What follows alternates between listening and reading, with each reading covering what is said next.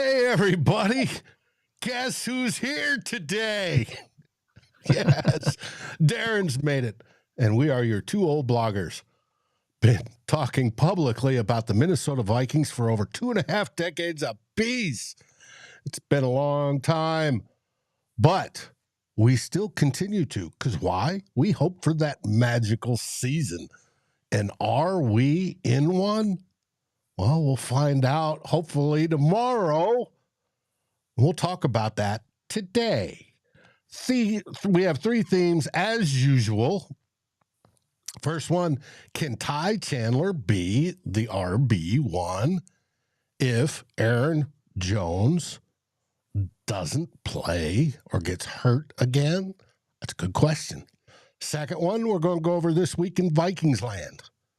And we're going to be discussing the downfalls of Sam Darnold's play over the last 6 quarters, along with a bunch of other stuff. And then, of course, the third theme, we're going to be talking about beating them kittens. That's right, Vikings versus Lions tomorrow at noon Central. All this and more on Two Old Bloggers. Let's rock!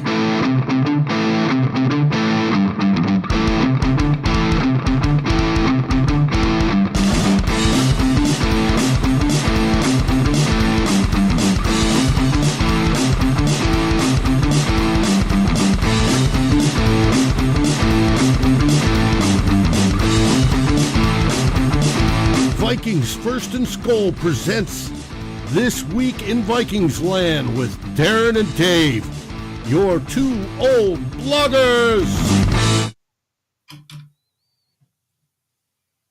And we're back. Of course, I have the wrong screen loaded. This is wonderful. Not a big deal, though. We'll switch this way. And there he is, Darren. Hey, I am back, baby. Back. Well, that's good because we needed you here to discuss, all the goings on in Vikingsland. Doing it by myself is sort of difficult sometimes. Yes. But even for the hardest working man in show business. Yep.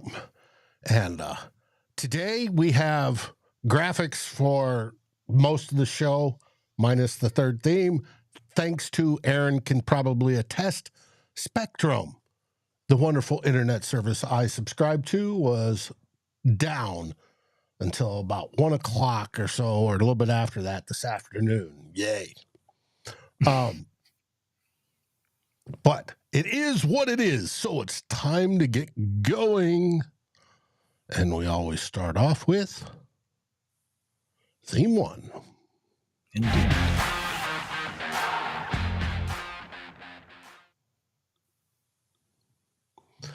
Can Chandler be RB1? Good question. And maybe he won't have to, but and hey, everybody, thanks for stopping by and viewing, and more will join in along the way. Happy to have you along. Thanks for watching. But wanted to get at this because of the Aaron Jones uncertainty with his injury, which was a hip and now it's a hamstring. But wanted to talk about it a bit because we have complained in previous years about the Vikings running game and it not being as good as we would like it to be. And this year it seemed like it had improved, but it's still sort of in the bottom half of the league. If you look at a lot of the stats going out there, a couple is that they rank 22nd right now in rushing success and 20th in rushing DVOA, which are, just a couple of metrics. But, and that's even with Aaron Jones playing, I think, pretty well so far through 4 and a bit games. And now, but then of course, Jones got hurt in the Jets game, and now there's a lot of concern. He's approaching 30. He got hurt. He was missed for, I think, 6 games last year with some injury issues. He's at that age where it's getting harder to come back from injuries and you break down more. And so the concern is I've been, from Vikings fans and the media this week is that, Jones might be in line now where he's starting to break down and might miss, a number of games in 2023. And if that's the case, what I've been seeing out there is that the Vikings running game is going to be shot, and perhaps the offense too, without Jones.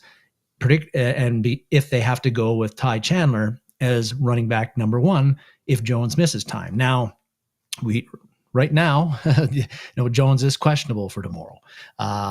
Kevin O'Connell didn't commit one way or the other whether he will play. It sounds like he's going to give it a shot. They'll see how things go and warm up, and if there's no red flags, then he will play. But it's not a guarantee right now. And what about Ty Chandler? Should we be worried? Because even if Jones plays, it's possible if that hamstring acts up, he'll be out of that game pronto, and then it'll be Ty Chandler getting a line share of the work, we think.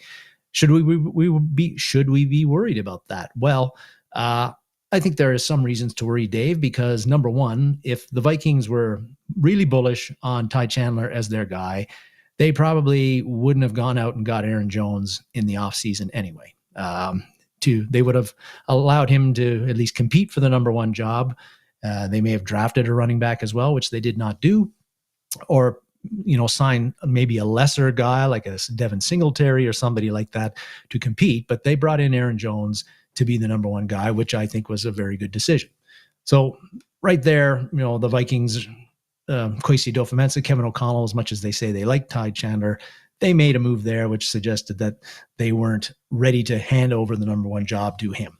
And then this week, of course, on Tuesday, they traded for Cam Akers, even though Aaron Jones is not on the injured reserve and is not guaranteed to miss even one game at this point.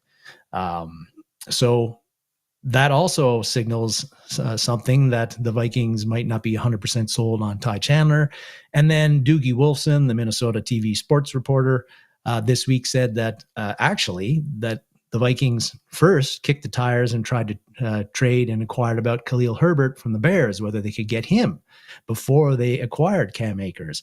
The Bears wouldn't go for that deal, and I've never really been terribly impressed with Herbert anyway, so that move wouldn't have excited me too much, but it didn't get done. But there's another indication, if that's true, that the Vikings felt, with Jones kind of iffy, Chandler being the guy to be the guy to step in, would take the lion's share of the load for him, that they weren't 100% sold on him. And Wolfson now says that that trade, the inquiry into Herbert and then trading for Akers, is actually more about the Vikings' doubts about Chandler than it is about Jones and his injury right now. And Wolfson, whether you believe him or not, says that he wouldn't be surprised if Akers is going to supplant Ty Chandler as the number two running back on the Vikings at some point in time, now that they've got him, and maybe even as soon as tomorrow, which, it seems a bit hard to believe. I know Akers knows the offense. He was with us last year and all that, but he has not been with the team for almost a year, and Chandler has. So I'd be very surprised if that was the case, but that's what Wolfson thinks. Another reason I get, yeah, that's right, Aaron, that fumble was maybe not have been great either, but that's just one play. But what isn't one play is that if you look at 2024 so far with Ty Chandler, he has not been particularly effective in those games. And he's got, in 4 of the 5 games that he's played, he's had a yards per carry average of 2.14 yards per carry or less in 4 of those 5 games. So that's not very good. That's really bad, actually. But he hasn't, the flip side of that is he hasn't had a whole lot of work either. 7 carries in the first game against the Giants. Then he got 10 against the 49ers, which also was his best game so far this year. He had 82 yards on that. Then he bounces back and he has 7 again against the Houston, only 3 against that team from Wisconsin. And then last week when Jones went out, he got his season high in carries with 14 and 33 or 34 yards or whatever it was, but 2 long runs called back on penalties that weren't his fault too. So, those are the stats this year. You cannot take that away. He hasn't got much work, but he hasn't done much with them when he has got them. So concerns there, I think. So those are the stats for this year. But if I think one reason to be encouraged about Ty Chandler and why I feel a little bit more optimistic about him than maybe some is that, yes, he hasn't got a lot of work with the Vikings, but when you look at games where he's had at least 10 carries or more, and there haven't been a lot of them, there's a lot more good in there than bad. 2022, his rookie season, he basically didn't play. He wasn't active most games. I think he had a few carries in the last game against Chicago. That was it. 2023, he didn't get a lot of work to start, but then about week 10, Alexander Mattison got hurt. And then when Mattison got healthy again and came back, the Vikings got sick of Madison's lack of productivity. And so Ty Chandler was basically the number one running back at that point. And if you look at those games where Chandler had 10 carries or more, 4 of the 6 of those, he had at least 4 yards per carry in those games. And his best game of his career against the Bengals on the road in last season with 23 carries, 132 yards. He was excellent in that game. So you look at that. I think that if you're concerned about Chandler and people are saying he's garbage, and if he's the guy who has to carry the load for 1 or 2 games or more, the Vikings are done. Their running game will be totally ineffective, and the offense will be too. I just don't think there's enough evidence there to come out and say that. We know Ty Chandler's fast. He's explosive. He's got a second and third gear, and he can get to it very quickly. So he can turn a small gain into a big gain. And those are very good things. And I think he's been better at reading his blocks and being more patient in his running style since his rookie year. That's all good. So I feel that he can be successful if he has to carry the ball 15, 20 times a game, if it comes to that. I'm not arguing that he's better than Aaron Jones. He is not. And he's probably more of a boom and bust kind of running back than where Aaron Jones is. We're very rarely a bust. Aaron Jones always gets at least the yardage that the running play, will allow him to get, and oftentimes a lot more than that. And you do lose something, I think, when Ty Chandler is out there pass blocking compared to Aaron Jones or even Cam Akers, who is a very good blocker. But I think it's incorrect to say that Ty Chandler is no good and the Vikings are not going to be able to run the ball without him. And I think that if he gets a chance tomorrow, keep in mind, one of the best games of his career came last year in the season final on the road against the Detroit Lions, who were playing tomorrow, with pretty much the same defensive players then as they have now.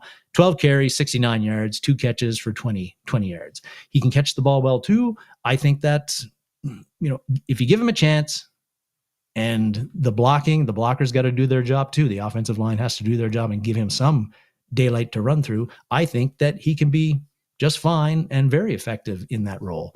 And we might find that out tomorrow. Because again, Aaron Jones, it's iffy whether he's going to be playing or not. I hope he does, but it depends. Yeah, it's going to be interesting. I do believe Aaron Jones is a better pass catcher,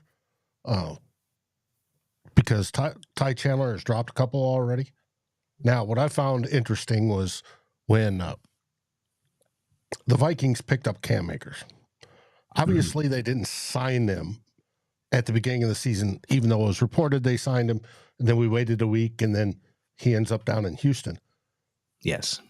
I think there was some, let him prove that his Achilles are good type of thought process in that. And that while at Houston, he has, and since they signed him, that he may move into that RB2 role, but we'll have to see. I don't know. And if he moves into the RB2 role behind Aaron Jones, it's going to be interesting to see how they play it. I don't know. Akers is doing good, and he's not old. He's 25, 26, something like that. The problem with Akers, obviously, is he's popped both Achilles, and both have been surgically repaired. But it's going to be interesting to see how it works out. Who's number 2 tomorrow? And if it is Akers, does he remember enough of this playbook? Has there been so much that's changed since he left? Or if Ty Chandler is the guy, and Ty could very well be the guy.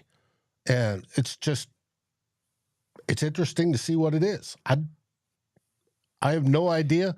I do hope if Ty Chandler is the guy that he can, 1, pass block a little bit better, 2, catch the ball a little bit better, and 3, hit the hole with a little bit better timing. He's a little bit fast to the hole, and it runs into stuff, and it's not quite open. So hopefully that'll be the case, because I agree with you. He has a second and third gear. If you get him out in open space, he's gone. Just like Cook had, Cook could, when especially in his prime, hit that and just go. But we'll see. We shall see. With Akers, and again, he hasn't had a lot of work the past 2 years either, but with the Vikings in the short time last year, I think his yards per carry average was about 3.2. And this year with Houston, it was about 3.7. So not fantastic either, but again, small sample size. You do wonder with Akers is that, like Anthony says below, I think, he's probably 100% or as close to it as he could be after coming off an Achilles injuries. But is he explosive as he was when he came into the league? Probably not, when you've had blown your both Achilles in both feet.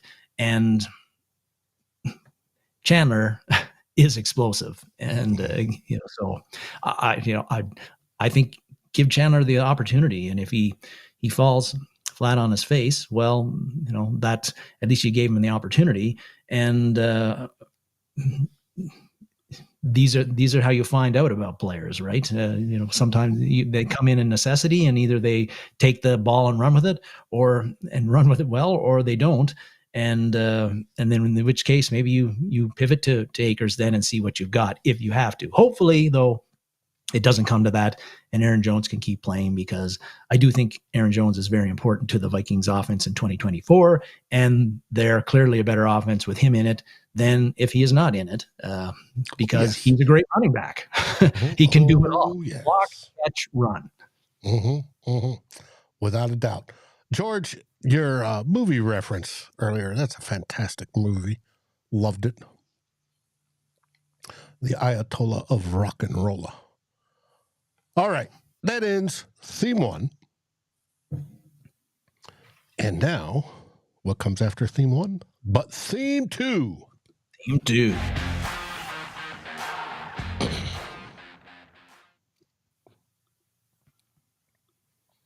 This is where we get a little controversial. Yeah. Let's go. Let's go with it. This week in Vikingsland, going to look at a few things that caught my attention. May have caught other people's attention. Some stuff in the news. Some stuff just that I was thinking about. Here we go. First one. Theme, the big graphic on the show that Dave pointed to get everybody riled up and mad. Rah, rah, rah, rah. What are you talking about? Darnold's in a slump. He's a god amongst men. Sam Darnold has rightly gotten praise for his play so far in this early in the season after 5 games. And I can't disagree with that. The Vikings would not be where they are right now if Darnold had not played as well as he had. But he's hit a bit of a lull. And is that concerning or not? It was 2:03. The Vikings got the ball at 2:03 in the second quarter at Lambeau Field against that team from Wisconsin back 3 weeks ago. They were up 28-0 at that point. It was a laugher. We were going to cream them by 50 points, it looked like. Darnold had just thrown his 11th touchdown pass of the season, and that was just after 4 games. Awesome. Well, since that time, here are Sam Darnold's passing stats. Not all of them, but just a few. The last 6 quarters, or since 2:03 left in the second quarter, he's 24 of 45 passing. So that's a 53% completion rate. No touchdown passes, 2 interceptions, and he's had a strip sack, fumbled the ball once, which that team from Wisconsin recovered and quickly turned into a touchdown. The offense has had 23 offensive drives since then. I'm not going to count 3 of them because they were basically victory formation kneel down at the end of halves. So of the 20 that weren't that, The Vikings have, during that period, scored 1 offensive touchdown and kicked 4 field goals successfully. That is it in last 6 quarters. You don't need to be have a PhD in NFL football to know that is not going to get it done at the NFL level when your offense does that and when your quarterback does that. So big question, is Darnold, has the league figured out, and Sam Darnold after 5 games, and what Kevin O'Connell has been doing with him? And now Darnold is going back to bad Sam from a lot of his days in the Jets and some of his time with Carolina Panthers. Or is it just a lull and he's going to come out of it like a lull that all quarterbacks have for a quarter or 2 quarters or whatever. Or some last longer. Too. Yeah, or again. Some of them last longer than others. Is that the case? Well, it has to be the latter.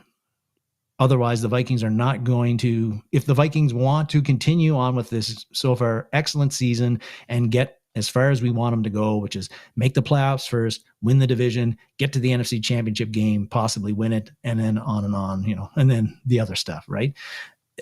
Darnold has to come out of it to do that. And on the show a few weeks ago, we talked about his fast start. Things were going great.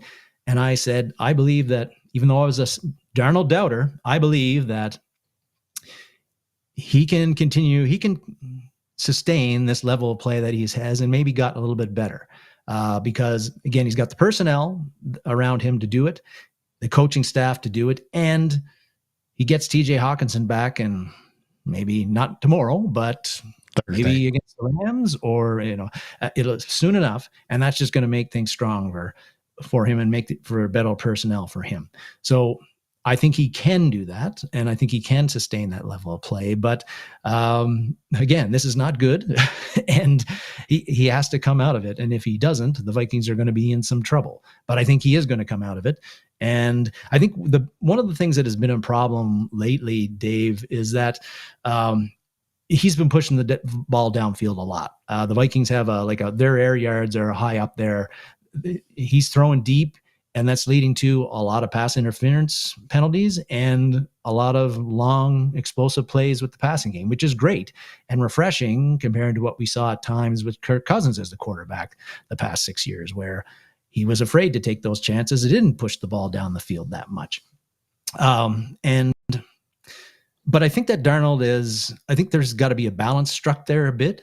And I think that he has been turning down profit on some of his pass plays where there's guys open short that he could be hitting, and that's going to lead to positive gains and first downs, which is going to keep the chains moving and keep the Vikings offense on the field. But he's choosing to go deep. And particularly, I think that happened in the Jets game. Well, I don't want to see him, I don't want to see the deep ball disappear from Darnold and from the Vikings passing game right now, because it's been working pretty well. But again, I think there could be a little bit better balance there, and Sam could be taking a little bit less risks and going with, again, take the profit here and there instead of trying to hit the big play all the time. And I think if we can strike that balance better, it's going to help Darnold. It's going to help the Vikings offense. It'll help us be more successful on offense, where we've dropped a bit. Our offensive DVOA right now this week is 18, which is, that's not even league average at this point. Mm-hmm. So it is what it is. He's had a slump now, and those long pass plays are also long to develop, which brings us into the next topic of pass blocking and Ed Ingram, along with good old Dalton Risner. Well, yes, the Risner's 21-day window to get put on the active roster opened up on Monday, and Risner says he's healthy and ready to go, and he can play right now if the Vikings want him to, which is not happening. Sizzleman says Hawk is out. So is Risner. They've both been ruled out today. Yep. For this game. Which when Risner says that, and he is listed as the backup at right guard, the question started immediately was, well, when's Risner going to take over for Ed Ingram? Because Ed Ingram is looked at as the weak link on a Vikings offensive line that I think has been pretty good so far this year, pretty solid overall compared to what we've seen in previous years. I guess the question is, though, is that is Risner actually better than Ed Ingram? And I'm not convinced that Ed Ingram is playing as terribly as some outlets would have you believe, particularly Pro Football Focus, because I think Pro Football Focus, as we've talked about a few times, no, Damon Hawkinson is not playing. He's been ruled out. But in Pro Football Focus, we've talked about this. Their grades always deserve some scrutiny, but I think even more so now because they've lost a lot of key people over the last few months, and I don't know how good their grades are or how reliable they are anymore. And you and Tyler had a show, I think it was during the preseason, where you went on and basically said, Pro Football Focus gave Ed Ingram this terrible grade, but we looked at it and we think he actually played really good. Mm-hmm. So I'd have to look at the all 22, really look at it closely, and just to see if Ingram is actually playing as badly as Pro Football Focus says and others say. And I haven't been able to do that, but there is some debate about how bad Ed Ingram is. We do know that Ed Ingram is a pretty good run blocker a lot of the time. That makes him more valuable. And Dalton Risner has typically been a poor run blocker in his pro career.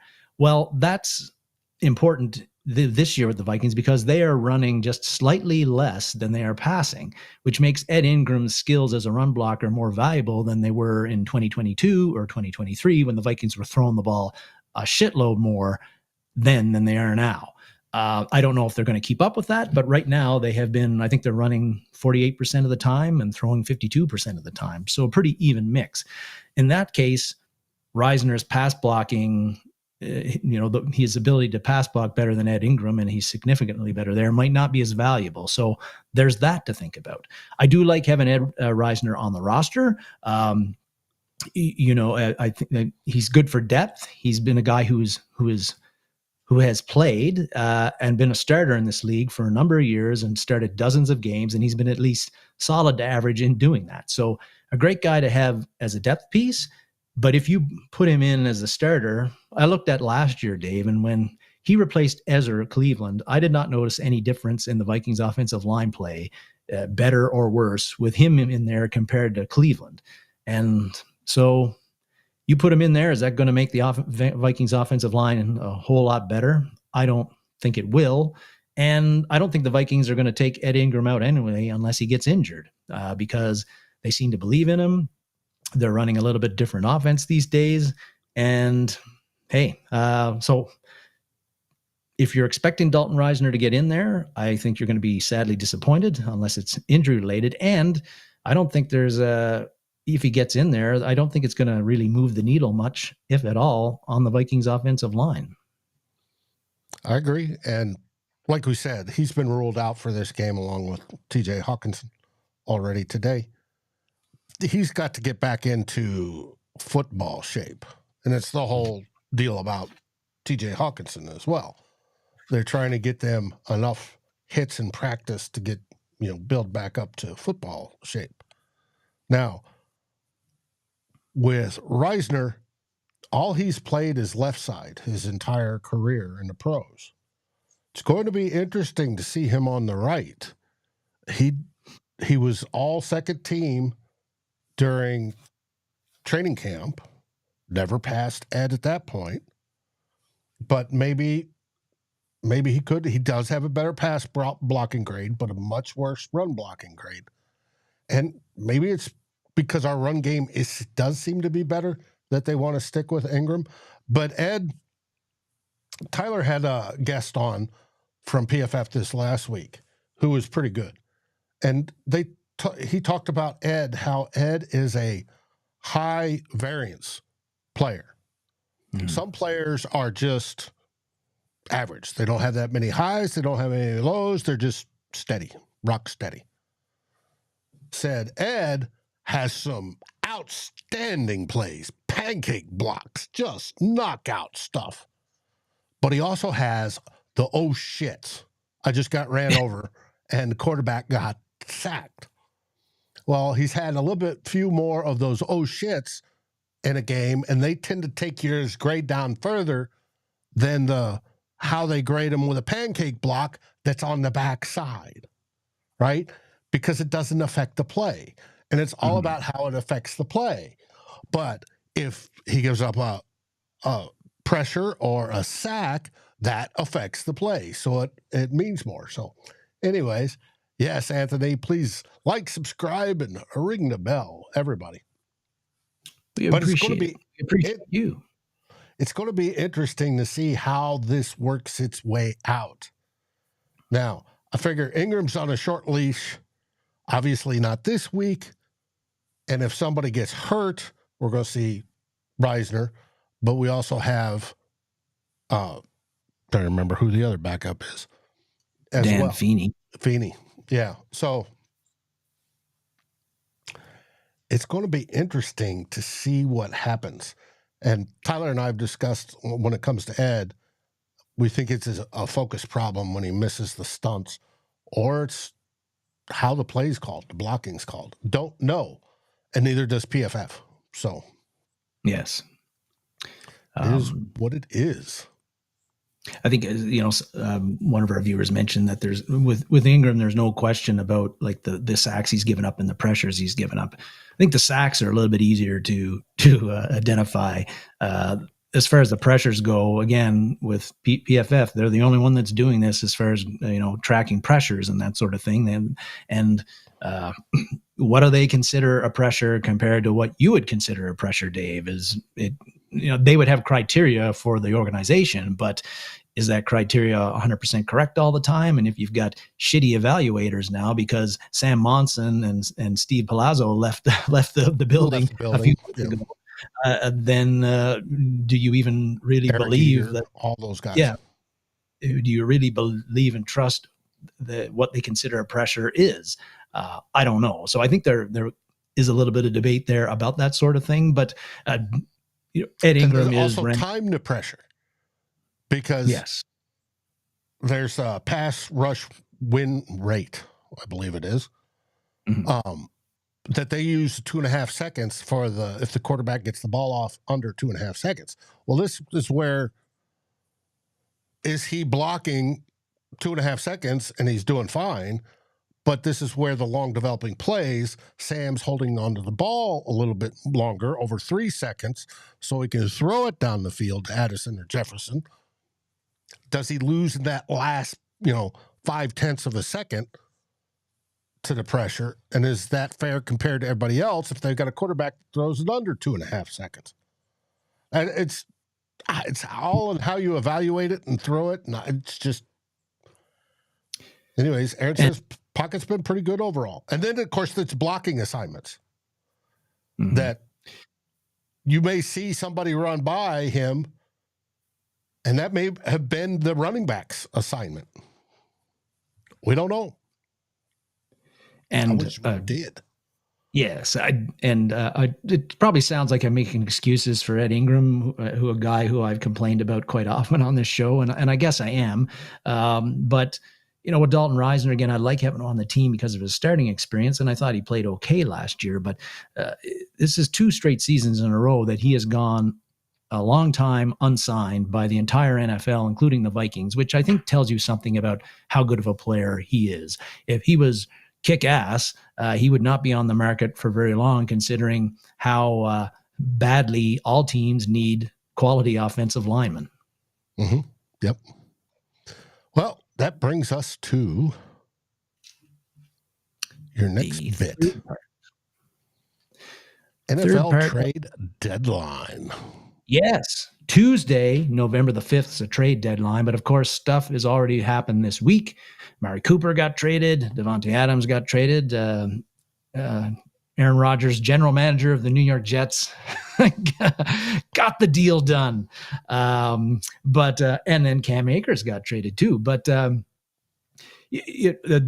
question is, of course, will the Vikings, make some deals in the deadline? and should they make them? They've already made one with Cam Akers, but that's a minor one. I don't think it's going to move the needle a whole lot on the Viking season. Added a little bit of depth at running back, not a bad thing, but not a splashy thing.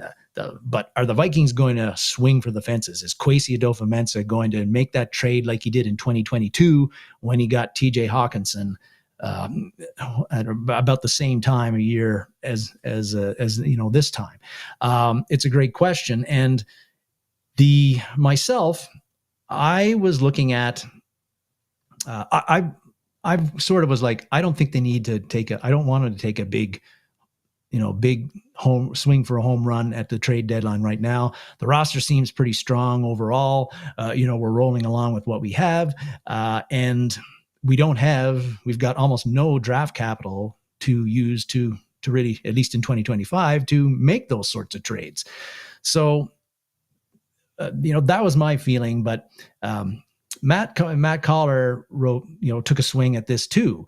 And he made a pretty good point that got me thinking a little bit differently about it. And he pointed out that it's the NFL, and what happened in this year, you can't guarantee it's going to happen again in the following year. You might think it will with almost the same roster, but it almost never happens.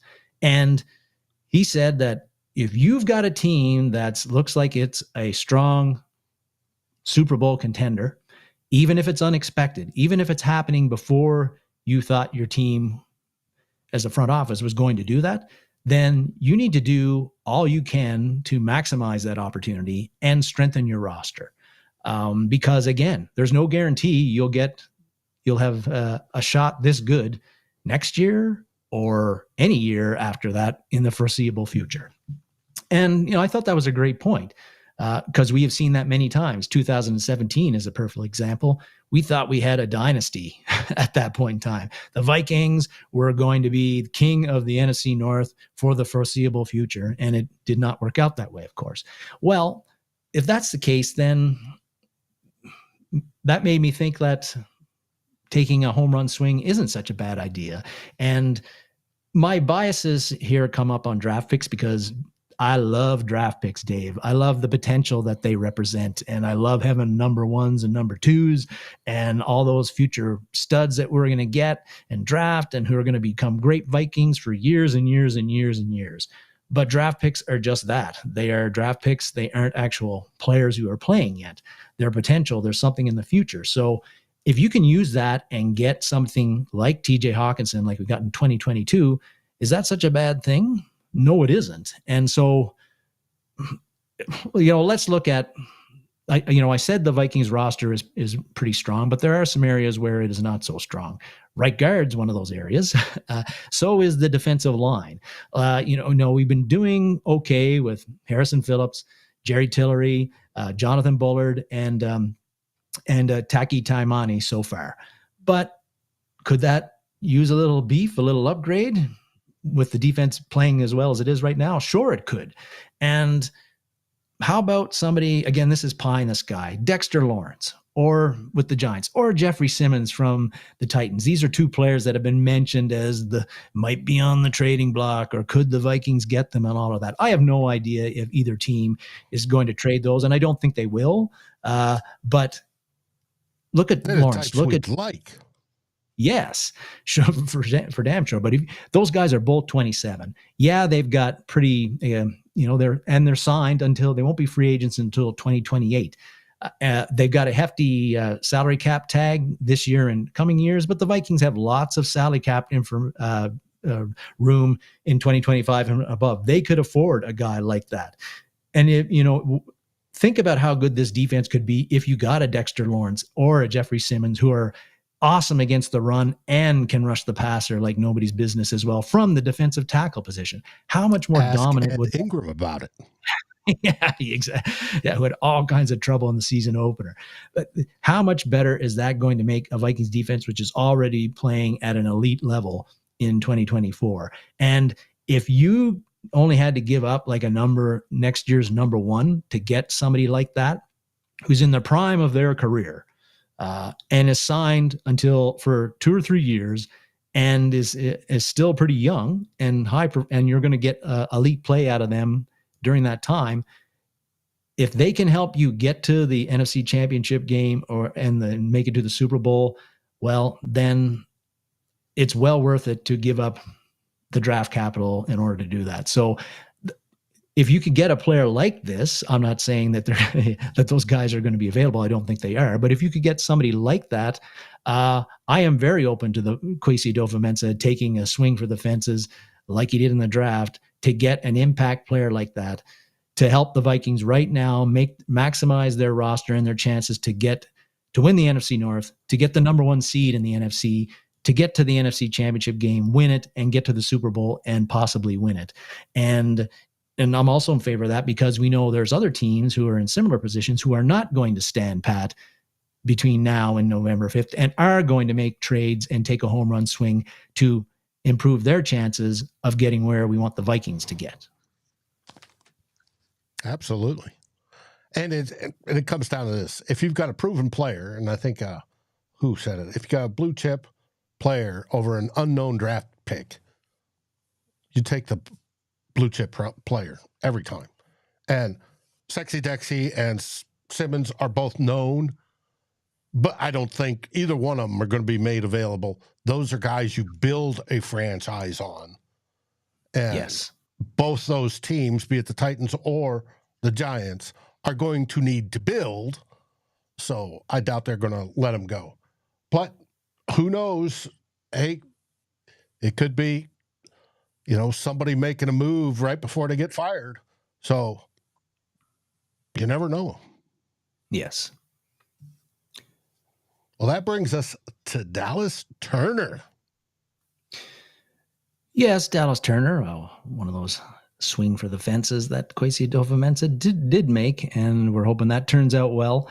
But just want to touch on Dallas Turner because, of course, with J.J. McCarthy not playing this year and out for the season, we were really hoping that Dallas Turner would be an impact player in his rookie season.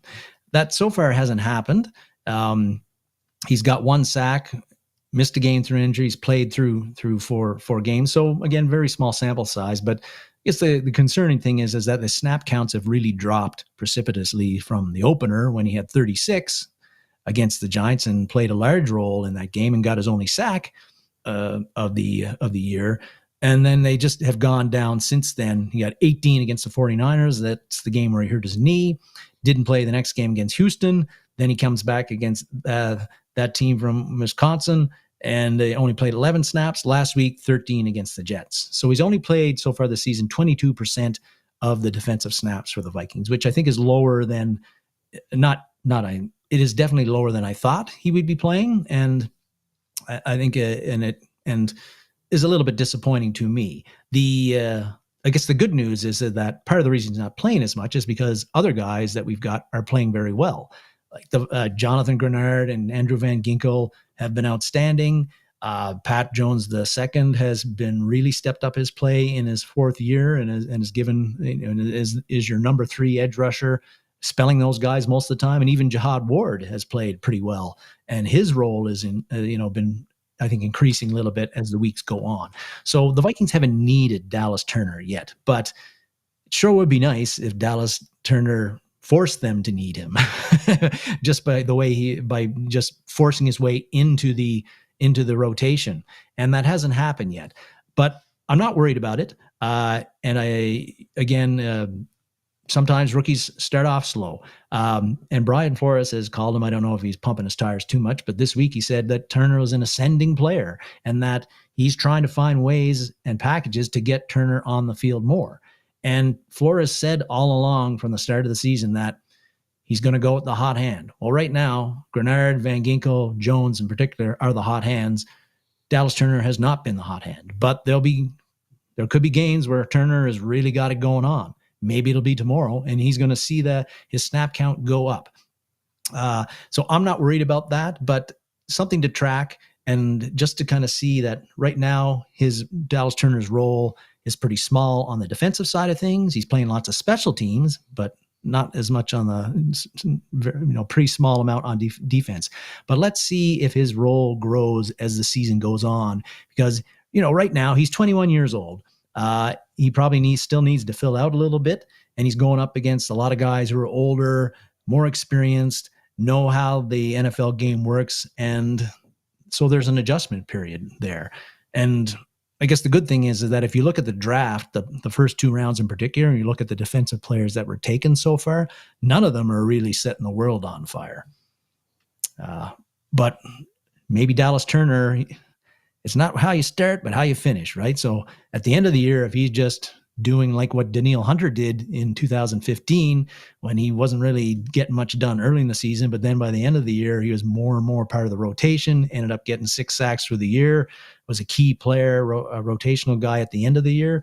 That's what we'd like to see from Dallas Turner. And I suspect that. And I think a slower cook, getting him in because we can, is better than, throwing him to the fire just because we drafted him number 1 and he's going to, or draft him in the first round because he's the first rounder. He's got to start. No, if we got players better, let him cook. And I think it's going to be a good thing. I think he will have a good game. And like you said, I think it's going to build up and eventually he's going to replace Jones. But as of right now, that's fine. But I think people think he's a first rounder. He should be starting. Well, not if you got better players ahead of him. But that's right. And then, somebody did just mention below about that stop he did have on the 4th and 2 with the Jets 2 weeks ago, which was a good play. And we just want to see more of that from Dallas Turner. More of those splash plays.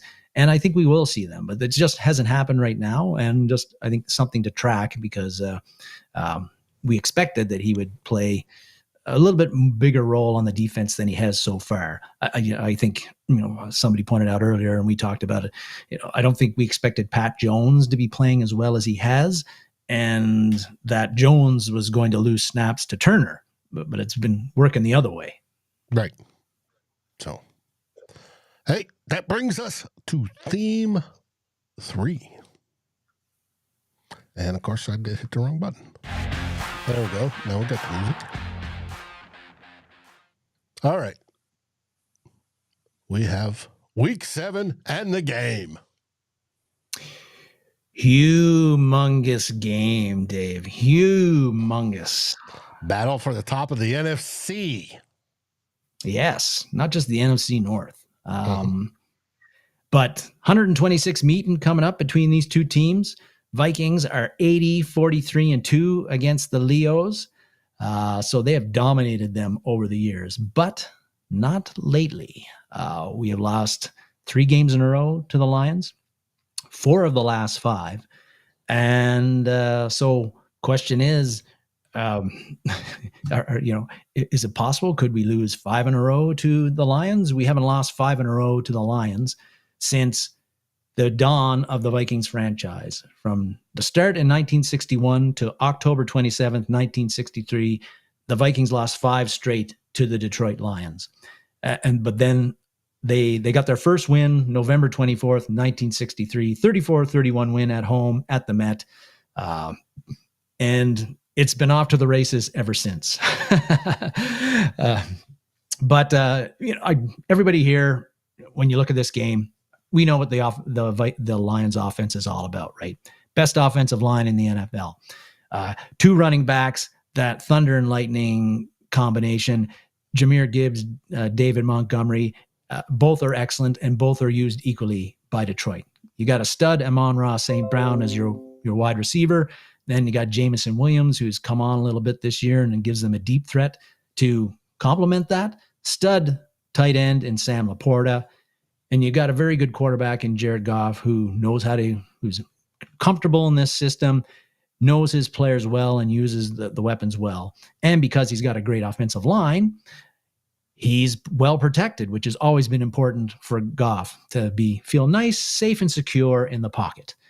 And then to top it all off, you got an offensive coordinator in Ben Johnson who knows how to use all those weapons and has been with this team. I think this is his 4th season as the offensive coordinator, 3rd or 4th. But he knows how to use them. great play design, great play caller, uses his weapons well, and they've got lots of weapons. So to me, even though DVOA doesn't think so, this is the best offense in the NFL, the toughest to stop. I know Baltimore probably gets the raves because of Lamar Jackson and Derrick Henry and all that, but Detroit is the best offense in football to me. But the reason why the Lions are better this year, I think, than last year is the defense. And Aaron Glenn, the defensive coordinator, runs a very aggressive defensive style. The thing is, though, and he has always run that, but in the past with the Lions, he didn't have the personnel for it to function properly and operate properly. Now he does, or he had. Like, if you look at, just looking at the past years, in 2021, Aaron Glenn is the defensive coordinator. The Lions were 31st in points given up, 29th in yardage given up. 2022, 28th in points given up, 32nd in yardage given up. So horrible defense overall. Improved a little bit last year. This year, they're 8th in points given up and 13th in yardage given up, and 4th in defensive DVOA, which is just a little bit below the number one defensive DVO team, which is the Minnesota Vikings. So that's the good news if you're a Detroit Lions fan. You've got a defense that is performing almost as good as well as your offense. That's a dream. The bad news is that Aiden Hutchinson is gone. He won't be playing Sunday and any other Sunday this season. And I think, that's a big, big loss. Everybody knows that he's got 7.5 sacks, and that's, I think, tied for the lead in the NFL. He's also got 45 pressures. Most in he's the leading NFL. the league by far. Leading the league. Detroit, according to the PFF, has 118 pressures. So Hutchinson had 38% of those just by himself. His pass rush win rate is an insane 38.3%. The next best on the Lions was Marcus Davenport, our old buddy, at 14.3%. Who's on you may have heard, who you may have heard. He's not playing either with an elbow ailment. So the Lions have nobody even come close who can replicate what Aiden Hutchinson was doing on their defensive line. Nobody. Like Aiden Hutchinson, if there was a better defensive player in the NFL playing, I don't know who the hell it was. So that is a huge loss, and I think that's going to be a tipping point in this game. How well is Aaron Glenn's defense, which has been playing pretty well, going to perform now that they don't have Aiden Hutchinson creating all those pressures, getting all those sacks, helping his other teammates get sacks and pressures just with his presence on the field? That's going to be a big, big question. And again, I think it's a tipping point in this game that's you got to watch. A few other things that I think is going to be important for the Vikings to do well, or that'll be important for this, important in this game for the Vikings to get the win that they need. One thing is that Detroit is really, really good. Or I should say, I've talked about tackling a lot in previous games, game previews, and I'm going to talk about it again because I think it's very important here. The Detroit Lions, their offensive players are really good at either avoiding first contact or bouncing off first contact. Amon-Ra St. Brown, he just does a great job of this. He'll catch a pass, short pass. He'll get the defender who's closest to him, all of their momentum going one way. He'll stop on a dime, reverse, go the other way, and get 8, 10, 20 extra yards. David Montgomery, this guy has got contact balance like you would not believe. Like, just watch the Dallas game, Dave, and a lot of, like, play after play after play, he bounced off tackles, stiff-armed guys. Dallas needed 3 or 4 defenders just to try to get him to the ground. Like, he's a guy that's just a very physical runner, and he creates big plays with his ability to, just bounce off first contact. And the Lions have other players on the offense that do similar things. So, it might seem like a little thing during the game, a play here, a play there, where the Lions turn a 4-yard gain and then make a guy miss or stiff arm a defender and then turn that into a first down. But as the game goes on, like drive after drive, if you do that consistently enough, it just leads to more yardage, more first downs, and then more points for the Lions that they wouldn't have got if they hadn't have broke those tackles or made you miss. So the Vikings, and they've been excellent this year on defense, and I think very good on the tackling, but they're going to need to bring Lions offensive players down at first contact. And it's not just going to be one guy that's going to have to do it. They're going to need 3 or 4 defenders or more making a beeline to whoever Detroit player has the ball and is carrying it. And they need to limit these extra yardage and explosive plays that they create by breaking these tackles or avoiding these tackles. I think that is going to be big. Another thing that I think is going to be very big here with this one is you look at the Aaron Glenn, we talked about him earlier. He likes to very aggressive defensive coordinator. He really likes to put offenses under duress, particularly on third down, by sending one more guy than you can block and trying to confuse you. Look at the Dallas game. He likes to, he had Aiden Hutchinson. That's great. That's a great start. But he's also likes to run a lot of games and stunts up front with his defensive line and cause confusion with the opposing offensive line. And so the Vikings tomorrow, particularly the interior guys, they've got to really be on point with their communication and picking up these games and stunts because, that's something there. Aaron Glenn might have to depend on that even more with Aiden Hutchinson out of the game and sort of manufacture pressures and sacks. And the Vikings have also, the past 2 games, they have not picked up a corner blitz from the blind side. Against that team from Wisconsin, Keyshawn Nixon got home scot-free, created a strip sack that, again, the Packers recovered and then quickly turned into a touchdown that got them back in the game. Last week, the Jets did the same thing, I think, with Eccles, the one of their slot corners. He came free on a weak side blitz that got us. So Vikings, particularly the interior, Garrett Bradbury, Ingram, and Blake Brandel, they have got to, along with the tackles, they've got to handle those stunts and games. And if they can do that, Sam Darnold is going to have the time that he needs to pick out our wide receivers and complete the passes and get the explosive gains that we need to keep the offensive moving and score points. So I think that's a very important thing that we've got to do well. Speaking of duress, that is something that Aaron Glenn's cornerbacks are going to put on Justin Jefferson, Jalen Naylor, Jordan Addison, and whoever else, Brandon Powell. Those guys are out there. They're very physical. When I was watching the Seattle game a few weeks ago, I was really surprised by how physical they were with DK Metcalf, who was like a humongous human being, who usually is, you don't want to get mad, but they were very, very physical with him. It didn't always work, but that's the way they played him, and that's the way they play with everybody. They're very physical. They like to beat you up at the line of scrimmage. They like to be very sticky in coverage. That's why they signed Carlton Davis. That's why they drafted Terrion Arnold.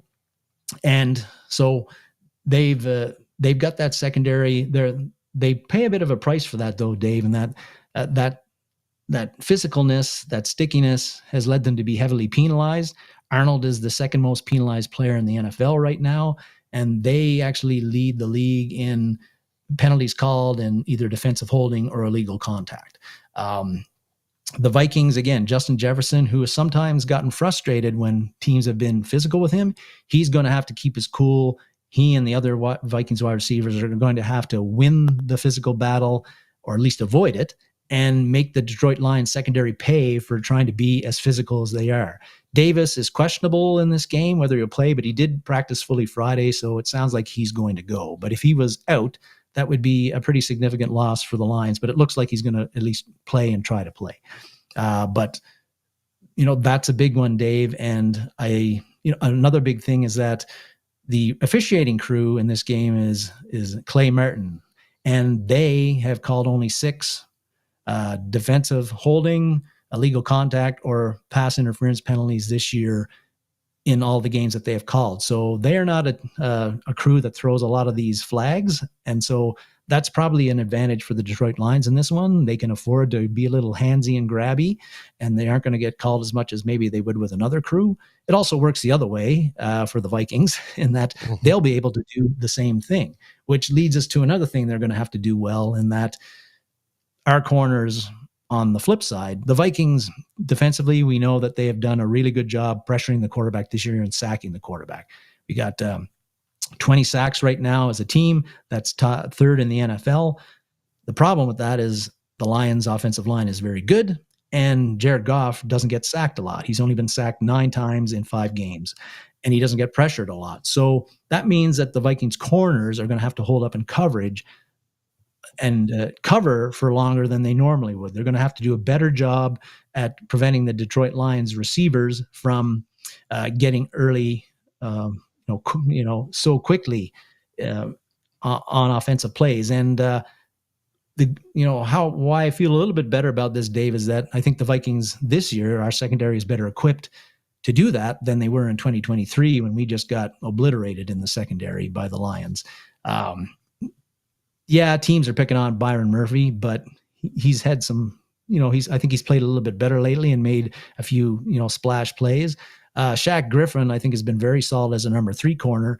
And then Stephon Gilmore just seems to get better and better every game.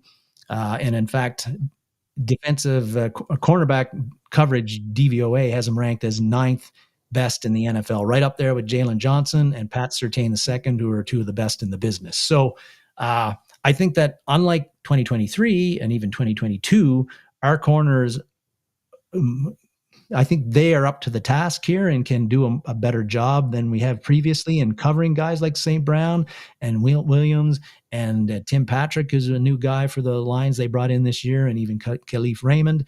And they're going to have to be stickier in coverage, make more plays on the ball, and force tougher throws from Goff in order for the Vikings to play as well defensively as we'd like them to play in this game. Final thing that I think is very important, and it's rare that I talk about crowds and the home crowd, but if you remember in the Houston game a few weeks back, the U.S. Bank Stadium was as loud as I have heard it maybe ever, even in the Minneapolis Miracle. And they created that crowd noise caused Houston to false starts, some delay of game penalties, which got them behind the chains and ended up scuttling some very promising drives. Well, we need the U.S. Bank crowd tomorrow to be as loud as that and even louder, because I think this is a game where it's going to be very important. It could come down to which defense gets just that one stop more than the other defense in this game as to who wins it. And we know the Lions are a very tough offense to stop, especially they're really rolling right now. But if the crowd noise can cause confusion, trouble hearing the plays, cause them to waste some time and cause the offensive line to false start or delay of game, get them behind the chains, cause maybe a punt or 2 more than maybe we would have got if the crowd hadn't have been loud and created that confusion, that might just be, a little bit of a difference in order for us to, in a game that I think is going to be very close, to, pull this one out against the Lions. So I think this is something that's impossible to bank on, how loud the crowd's going to be, but I think it's going to be an important one. We need the U.S. Bank Stadium to be loud, not just in the first quarter, not just in the opening kickoff, but through the entire game. And I found in past that the U.S. Bank Stadium, they can get a little quiet in the second and third quarter, particularly if the Vikings aren't playing very well. So that can't happen tomorrow. They got to be loud the whole game, creating a lot of noise when Detroit has the ball and a lot of confusion. So a few things I think that it's got to happen for the Vikings to have the result we want them to have. Tough game, Dave, of course. This is like the Lions are a very well-rounded team, perhaps more well-rounded than we are. And I'd be very surprised if this game doesn't come down to like who has the ball last as to who wins and who doesn't. But I get the vibe that out there that most people feel the Lions are going to win this one. I don't think that they are. I think the Hutchinson injury is going to be a huge injury is going to be a big tipping point. And I think Darnold bounces back after some struggling for 6 quarters and has a bounce back game. and I see us taking this one 30-27. And when you're playing the Lions, even if you give up 27 sometimes, that still means your defense played well. And we do have the number one defense in the league. They may have Penei Sewell as the number one right tackle. Well, we got the number one defense. I think we'll be fine. The chat's been absolutely rocking today. Love it. With a couple of Lions fans in there. This is going to be a test for the Vikings and the Lions. It's who's going to be number one in the NFC. We're undefeated, played a more difficult schedule so far, and they've lost one to the Bucs. So it's going to be interesting to see who comes out. Now, I give the edge to the Minnesota Vikings. Of course, I'm a Vikings fan, but even looking at it square on, I'm going to give it because there's two things I talk about when evaluating the game. Quarterback, right? Head-to-head. Goff's probably a little bit better, but I'm not worried about that. Second is motivation. We're coming off a bye at home. I saw somewhere somebody did the research that coming off the bye at home, the Vikings are 9-0. Okay. Now, that's not all coming off the bye. We've lost tons of games off the bye, but at home, we're supposedly 9-0.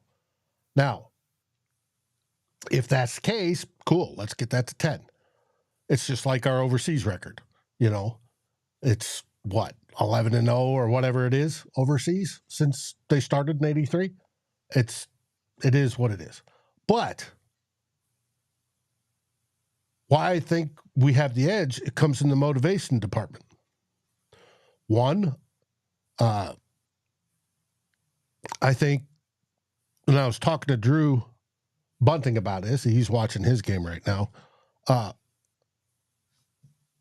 that this game may even be primed for a blowout. Why? One, because reportedly the players can't stand Detroit's players, the team. Now, whether it's because they play dirty, seemingly dirty, or something else, I don't know what it is. But they supposedly feel about the Detroit players. It's been reported they feel about that organization the way us fans feel about that team from Wisconsin, right? And if they feel like that, they're going to be amped up for it. Secondly, the Kittens are coming off a hugely emotional game against the Cowgirls. One, they lost their best player in Hutchinson. That's a sad thing. He's out for the season. That's an emotional deal. But they felt they got screwed by the Cowboys with the tackle eligible call from their last year, even they went on to go on to win the game, to the fact they even put it on billboards. And this is supposedly they use the tackle eligible sign as a greeting towards each other as fans. Well, that's a huge emotional type of victory, and they pounded it to the fact that they got Penei Sewell, on an end around trying to get him into the end zone. It's their second game in a row on the road, which does not help either. So I think the Lions are due for another letdown. And can they have that letdown? Absolutely. They are, getting my window back to normal. They are susceptible to it. They were against the Bucs. So let's see if it happens. I do believe the Lions tend to play man scheme defense, which favors our wide receivers. Justin Jefferson has balled out against the Lions every time he's played them. And if you double or triple team JJ, Jordan Addison will be doing it. And if not Jordan Addison, Jalen Naylor will. And especially with the decline in the pass rush, that's going to mean those longer plays, Sam should have time to make those and not be as harassed. So it's going to be a good game. I don't doubt that. I think the crowd is going to be loud and crazy, and we are going to beat them. That's just what it is. And I do want to thank Sarah for being the one that pipes up the most against these fans. They're getting a little bit, outside their britches. But, hey, it is what it is. And everybody, thank you for joining us today. This has been absolutely fantastic to watch. I hope I've kept up with the chat as well, but we'll see. And who knows? It's going to come out. If we win tomorrow, we go to 6-0. We'll basically have had a theoretical 3-game lead over everybody in the division except for the Bears. The Bears keep winning and it'll only be 2. But because of head-to-head, it's going to be interesting tomorrow, and I can't wait at all. And remember, join us live at the 2-minute warning, where we go live. We're the only crew that does that at 2 minutes to watch those final 2 minutes and to react and hopefully celebrate with you. Hope to get some of your Lions fans back for that, especially if you lose graciously. So they will be nowhere to be found if they lose. but if it goes the other way, it'll be a totally different story. Or they might be on their own chats, yucking it up.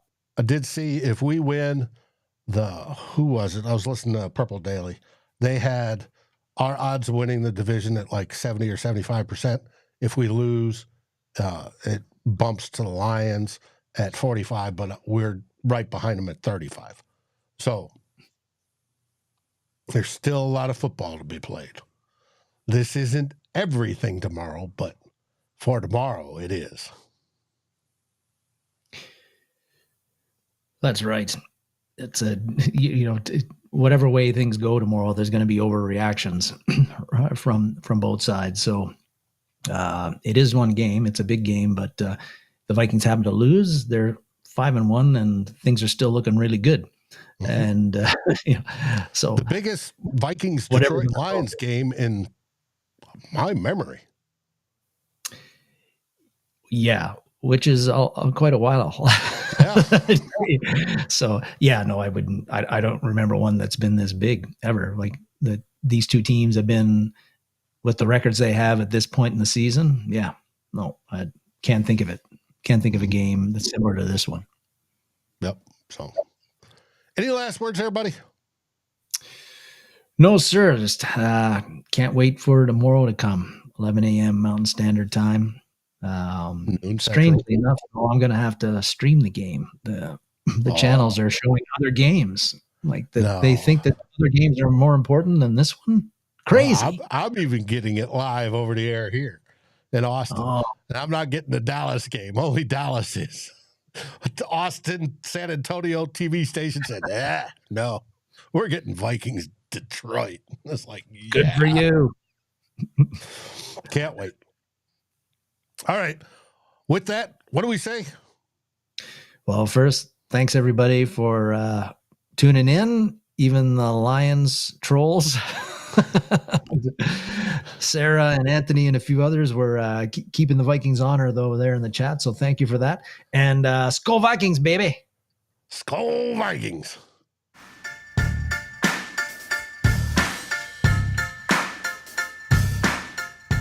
Like, subscribe, and ring the bell. And rate us on your favorite podcast aggregator. Darren and Dave, thank you for watching this episode of Two Old Bloggers. We look forward to seeing you on every show on the new Vikings First and SKOL. You can find our podcast as part of the Fans First Sports Network. Sports takes for the fan, from the fan. SKOL, everybody!